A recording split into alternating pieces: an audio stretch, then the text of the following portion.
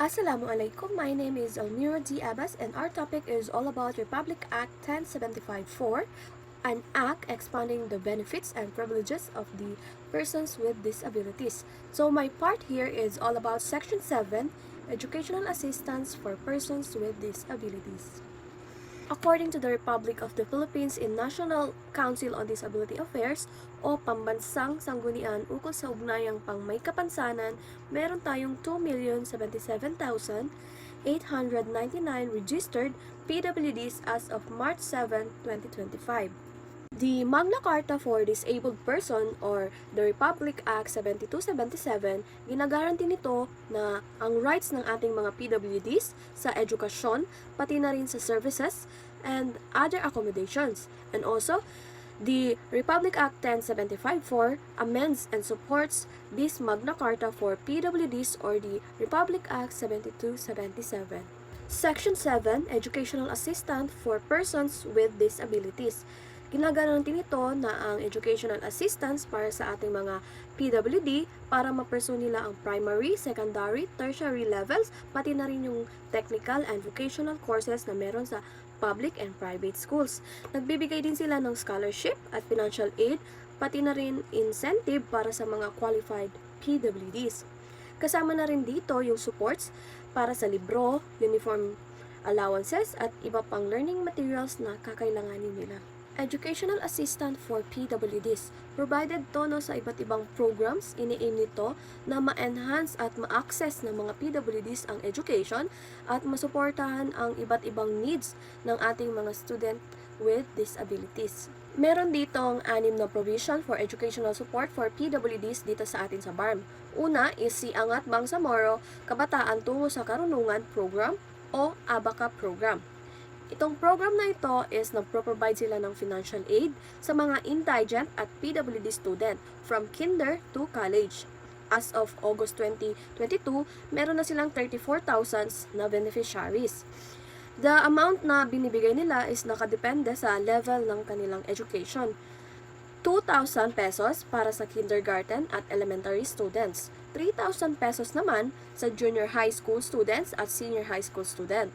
At 10,000 pesos naman sa vocational at college students.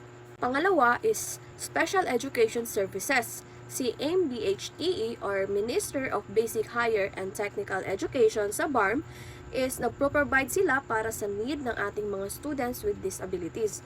Included din dito ang development ng IEPS o Individualized Education Program na ma-address yung specific needs and support nila as a PWDs. Pangatlo is scholarship programs. Dito sa BARM government is nag-offer sila ng scholarships specifically sa ating mga student with disabilities.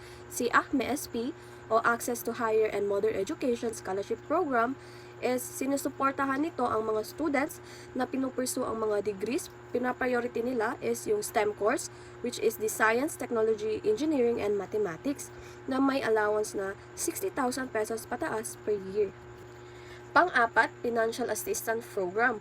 The Kalinga para sa may kapansanan program is nagbibigay sila ng monthly financial assistance sa ating mga PWDs para matulungan sila sa mga basic needs lalong-lalo na sa edukasyon. Si MSSD or Ministry of Social Services and Development is nagbibigay din sila ng cash assistance para sa mga educational materials at educational supplies para sa ating mga students with disabilities. Panglima is discounts and financial aid for educational expenses. Ang ibang specific discount sa ibang institutions is hindi mandated. Our student with disabilities, pwede silang maka-access ng financial aids para sa kanilang tuition, books at ibang educational expenses. Ang ating mga local schools is nag-offer ng mga discounts para sa mga students with disabilities na nai-inquire ito during the enrollment phase. Pang-anim is community and government support.